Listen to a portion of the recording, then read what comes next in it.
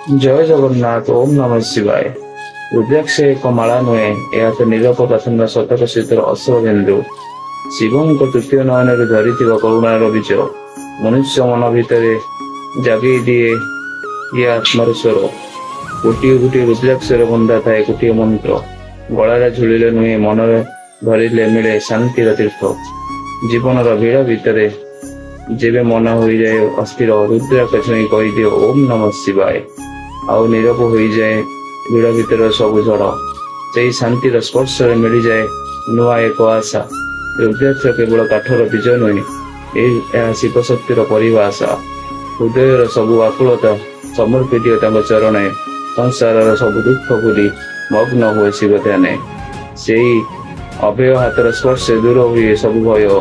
ଜୀବନର ପ୍ରତିଟି ମୋଡ଼ରେ ଶିବ ହିଁ କରନ୍ତି ଜୟ। ଓମ୍ ନମଃ ଶିବାୟ।